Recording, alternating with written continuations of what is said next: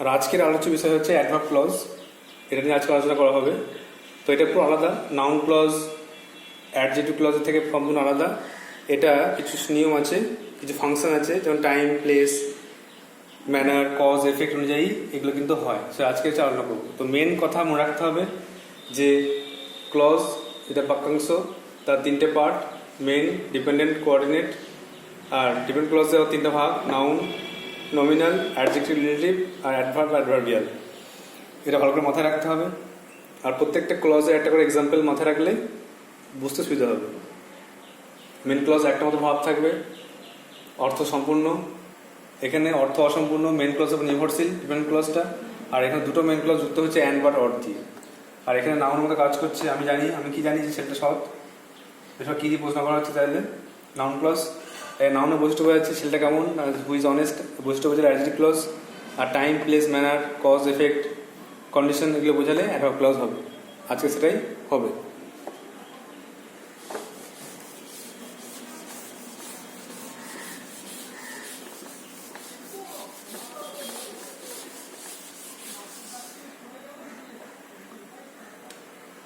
তিন number, adverb clause.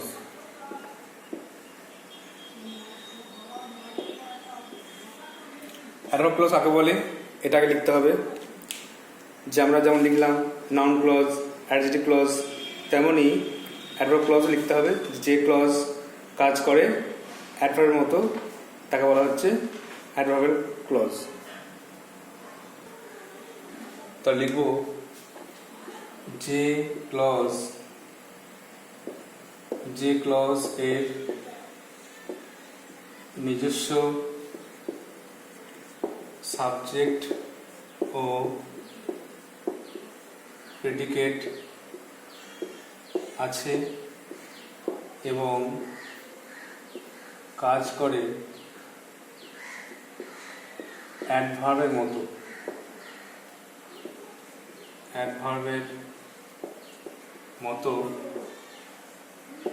তাকে বলা হয় অ্যাডভার্ব ক্লজ।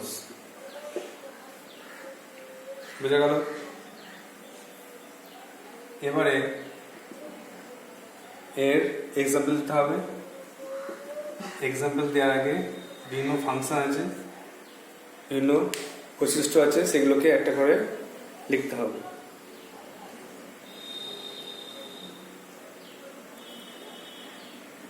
প্রথমে একটা ফাংশন দিই, বৈশিষ্ট্য আর লিঙ্কিং ওয়ার্ড। যেমন আমরা নাউন ক্লজ দেখলাম যে হোয়াট, হোয়েন, হাউ যে প্রশ্ন করা হচ্ছে বা লিঙ্ক করা হচ্ছে, তেমনই অ্যাডজেক্টিভ ক্লজের ক্ষেত্রেও দেখলাম ব্যক্তির পরে হু, হুম, হুজ বসছে, বস্তুর পরে হুজ বা দ্যার বসছে। এখানেও কিছু লিঙ্কিং ওয়ার্ড আছে। আর এখানে লিখবো এক্সাম্পল। বিভিন্ন রকম সেন্টেন্স দিয়ে এক্সাম্পল লিখে বোঝানো হচ্ছে। এক নম্বর ফাংশন দেখো, টাইম বোঝাচ্ছে। টাইম বোঝাতে গেলে লিঙ্কিং ওয়ার্ড সাধারণত হোয়েন হয়। লিঙ্কিং ওয়ার্ড হোয়েন সরে আসবে।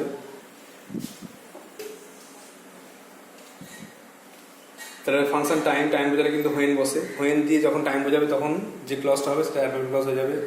যেমন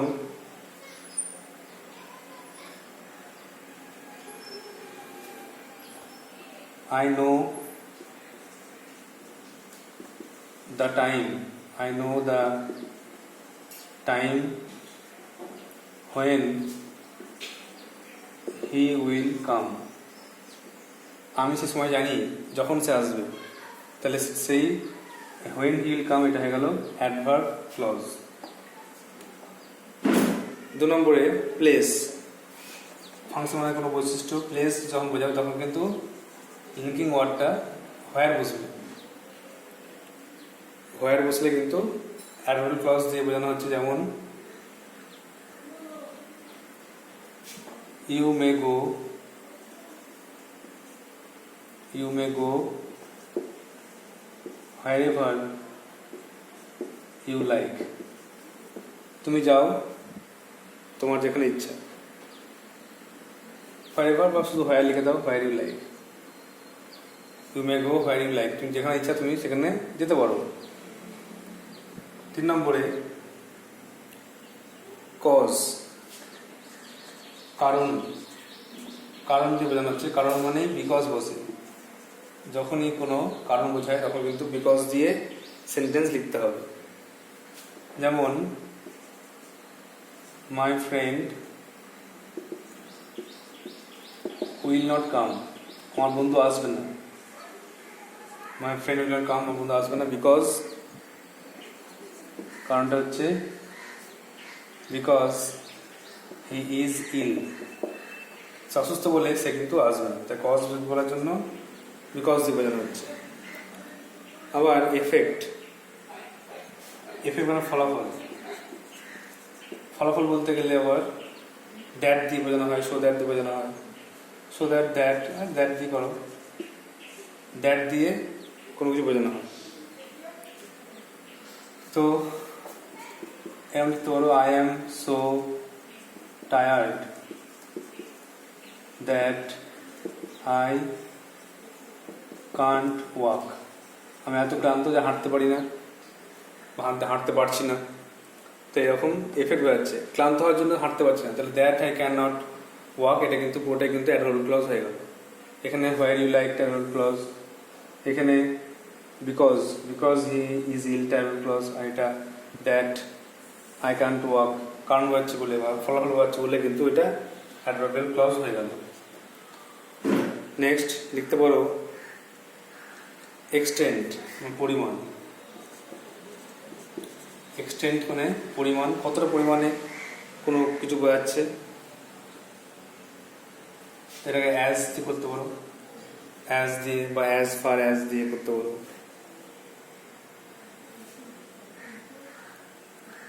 এক্সাম্পল লিখতে পারো, as far,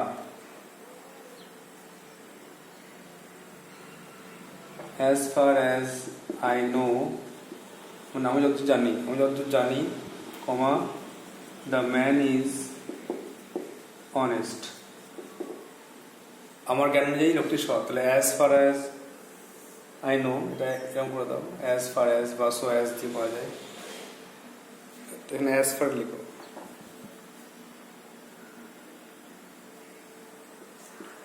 as far as আমরা যতদূর জানি, বুঝতে পারবে না। As far as I know, যত জানি লোকটি কিন্তু সৎ। পাঁচটা হলো, এবার মুছতে হবে।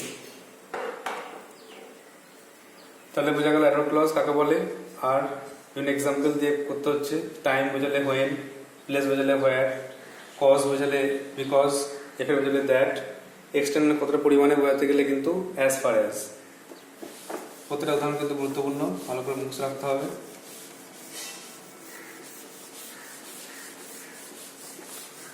দু তিনটে উদাহরণ মুখস্থ রাখলে কি হবে, বুঝতে সুবিধা হবে। প্রত্যেকটা ক্লজের উদাহরণগুলো মুখস্থ রাখতে হবে। অনেকটা কিন্তু একই রকম, অনেকগুলো কিন্তু একসঙ্গে মিশে যেতে পারে, ভালো করে না পড়লে কিন্তু সমস্যা হবে। এরপরে দিতে পারো ম্যানার। 6 নম্বরে ম্যানার মানে ধরন বৈশিষ্ট্য বোঝাবে, ধরন বা বৈশিষ্ট্য বোঝাবে। ম্যানার দিয়ে অ্যাজ দিয়ে লিঙ্কিং ওয়ার্ড দিয়ে লাইন লিখতে পারো, যে অমল প্লেজ, অমল খেলে কেমন করে না, অ্যাজ ইউজুয়ালি ডাজ, অমল খেলে যেমন সে প্রায় খেলে, তাহলে অ্যাজ ইউজুয়ালি ডাজ এটা কিন্তু অ্যাডভার্ব ক্লজ হয়ে গেল। নেক্সট 7 লিখতে পারো কন্ডিশন। কন্ডিশন শর্ত, শর্ত বোঝালে কিন্তু ইফ লিঙ্কিং ওয়ার্ড দিয়ে কাজটা করতে হবে। ইফ দিয়ে একটা সেন্টেন্স তৈরি করতে হবে যেটা শর্ত বোঝাবে, আর সেটা হলো আই শ্যাল হেল্প ইউ, আমি তোকে সাহায্য করব। I shall help you if you come in right time, সঠিক সময় এলে আমি কিন্তু তোমাকে সাহায্য করতে পারি। তাহলে if you come in right time, এটা হয়ে গেল কিন্তু অ্যাডভার্ব ক্লজ। তারপরে কম্প্যারিজন, তুলনা। তুলনা বোঝাতে গেলে কিন্তু এই অ্যাডভার্ব ক্লজ করা যায়, যেটা হচ্ছে অ্যাজ দিয়ে। তোমরা পজিটিভ শিখেছো, পজিটিভ তুলনা করতে গেলে কিন্তু অ্যাজ দিয়ে কোনো তুলনা করতে হয়। যেমন the boy is as brave as a lion. ছেলেটি সিংহের মতো সাহসী। তাহলে as brave as a lion, এটা কিন্তু আমাদের অ্যাডভার্ব ক্লজ। তার এক্সাম্পল দেখে নাও। কম্পারিজন বোঝাতে কিন্তু অ্যাজ দিয়ে তুলনা করা হয়। তোমরা জানো যে ডিগ্রি চেঞ্জ করার সময় যখন পজিটিভ ডিগ্রি চেঞ্জ করতে হয় তখন কিন্তু অ্যাজ বসাতে হয়, নিয়ম হচ্ছে অ্যাজ থাকে। The boy is as brave as a lion, ছেলেটি কিন্তু সিংহের মতনই সাহসী। একইভাবে the boy is as clever as Rita, ছেলেটি রিতার মতো চালাক, এরকম করে তুলনা করা হয়। নেক্সট পয়েন্ট, নেক্সট ফাংশন লিখতে পারো কন্ট্রাস্ট। কন্ট্রাস্ট মানে হচ্ছে বৈপরীত্য, বিপরীত দিক বোঝায়, পুরো উল্টো জিনিসটা বোঝায়। আর এটা করা হয় দো দিয়ে। দো দিয়ে বা অল দো দিয়ে কন্ট্রাস্ট বোঝানো হয়। যে দো the sky was cloudy, comma, it did not rain.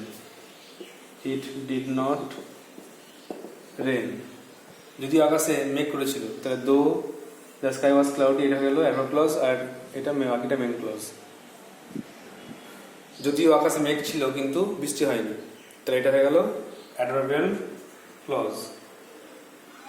আর লাস্টে পারপাস লিখতে পারো। পারপাস মানে উদ্দেশ্য। এটাও লিঙ্কিং ওয়ার্ড দ্যাট দিয়ে এক্সপ্রেস করা হয়। যে উই রিড, আমরা পড়ি।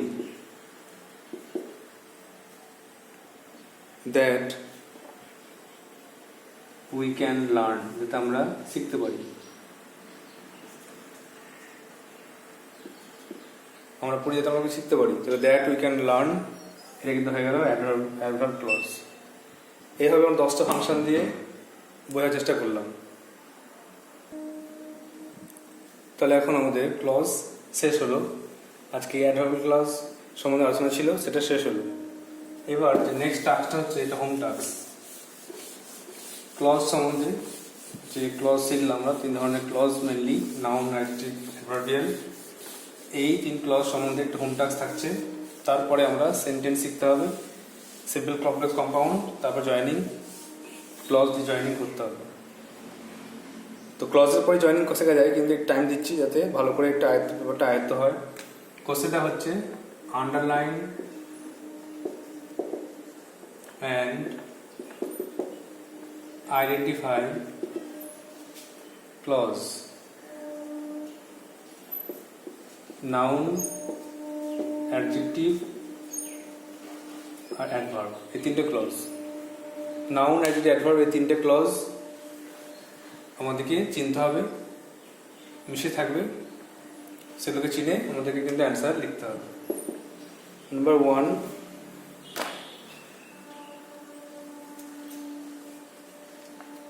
his great fear is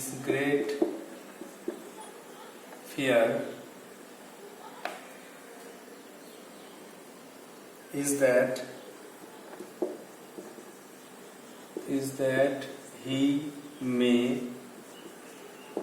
fail. তার বড় ভয় হচ্ছে যে সে ফেল করতে পারে বা সে ব্যর্থ হতে পারে।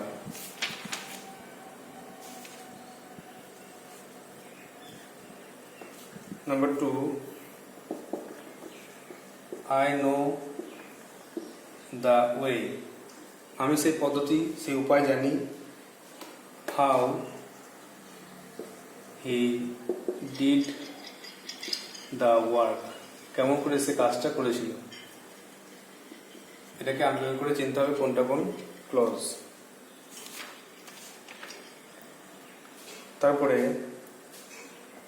I know nothing, I know nothing of what he will do, সে যে কি করবে আমি সে সম্বন্ধে কিছু জানি না।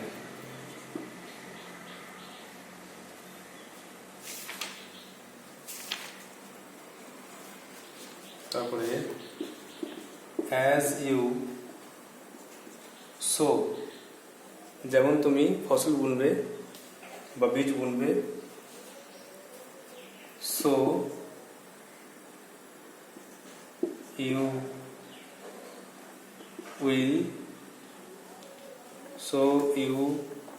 will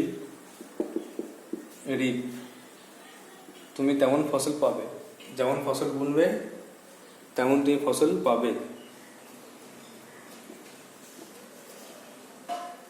আর নম্বর 5,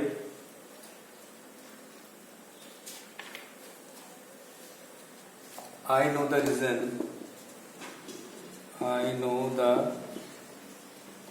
reason, আমি সেই কারণটা জানি।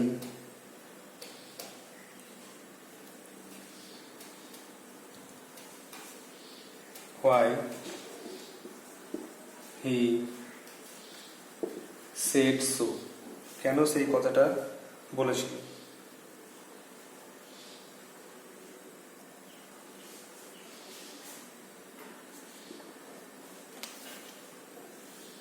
চরম করে লিখতে পারো if you don't work hard, যদি তুমি কঠোর পরিশ্রম না করো, you won't pass the exam, কঠোর পরিশ্রম না করলে কিন্তু পরীক্ষায় পাস করা যাবে না। তাহলে এটা হয়ে গেল আমাদের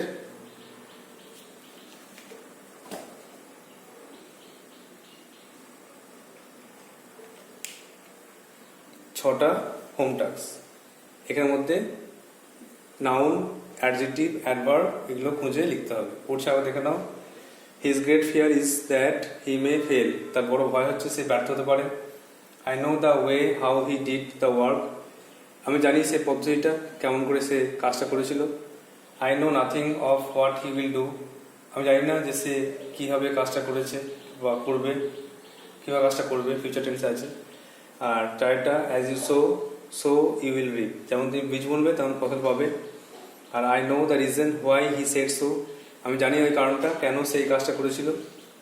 আর ছয়টা if you don't work hard, যদি কঠোর পরিশ্রম না করো, you won't pass the exam, তাহলে কিন্তু পরীক্ষায় পাস করতে পারবে।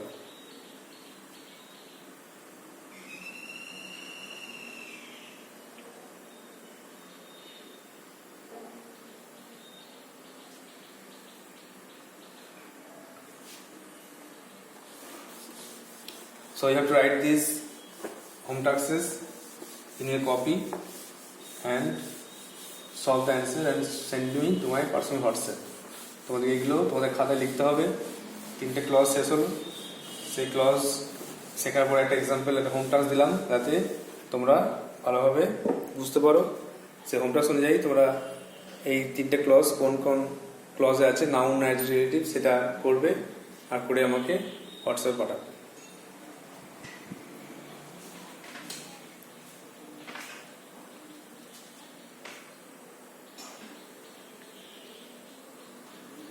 সো আমাদের নেক্সট টাস্ক, আমাদের নেক্সট দিনের কাজ হচ্ছে সেন্টেন্স। একটু শুরু করে রাখি, সেন্টেন্স সম্বন্ধে একটা ইন্ট্রোডাকশন দিয়ে রাখি। আমাদের নেক্সট টাস্ক হচ্ছে সেন্টেন্স। আজকে সেটা ইন্ট্রোডাকশন পার্ট পড়ানো হচ্ছে যে what is sentence. A sentence is a group of words which makes a complete sense. কয়েক শব্দ পাশাপাশি বসে যখন একটা সম্পূর্ণ অর্থ প্রকাশ করে তখন তাকে বলা হয় সেন্টেন্স। সেন্টেন্সের আমরা জানি যে প্রকৃতি অনুযায়ী বা according to nature there are 5 kinds of sentences. প্রকৃতি অনুযায়ী আমরা জানি সেন্টেন্স 5 প্রকার। তোমরা জানো যে দুভাগে ভাগ করা যায় সেন্টেন্সকে, একটা হচ্ছে নেচার অনুযায়ী, প্রকৃতি অনুযায়ী, আর একটা হচ্ছে স্ট্রাকচার অনুযায়ী ভাগ করা যায়। নেচার অনুযায়ী সেন্টেন্স 5 প্রকার। তোমরা জানো অ্যাসার্টিভ, ইন্টারোগেটিভ,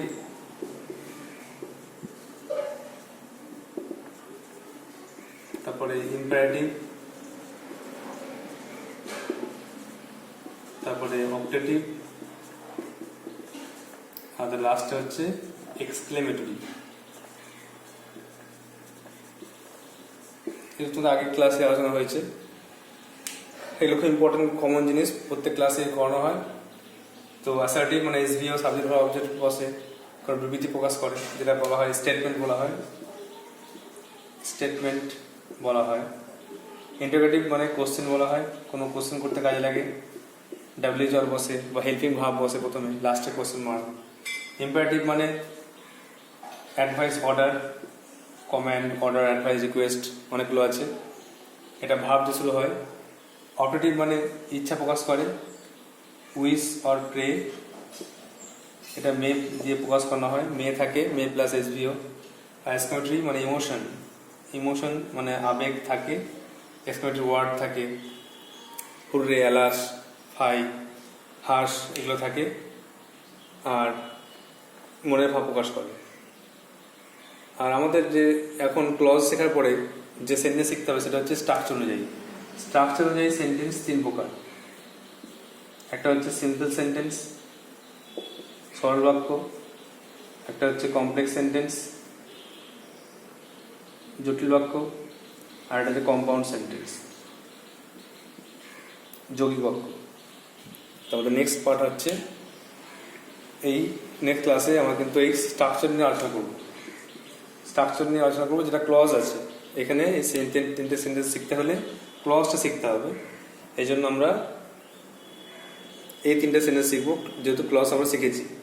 আর এগুলো আমরা আগে হয়তো শেখা হয়েছে। তোমরা যদি না পারো আমাকে জিজ্ঞেস করবে, এই প্রত্যেকটা সেন্টেন্সের স্ট্রাকচার এক্সাম্পল দিয়ে, একটা করে এক্সাম্পল দিয়ে স্ট্রাকচার দিয়ে কিন্তু লেখা যায়। তাতে এটা কিন্তু খুব কাজে লাগে। যে কোনো কিছু টেক্সট বুঝতে হলে ন্যারেশনও করানো হয়েছে, মানে ভয়েস ন্যারেশন করতে গিয়ে কিন্তু প্রত্যেকটা সেন্টেন্সের সঙ্গে আলোচনা করে করানো হয়েছে। আসলে এটা তোমরা বুঝতে পেরেছো, তোমাদের মাথায় আছে এটা। এটা কিন্তু ডেলি মাথায় পড়তে হবে, গঠনের এক্সাম্পল খাতা রাখতে হবে। আর নেক্সট ক্লাসে আমরা এই 3টে আলোচনা করব। So you have to memorize it and revise it. So that's all for today. Thank you.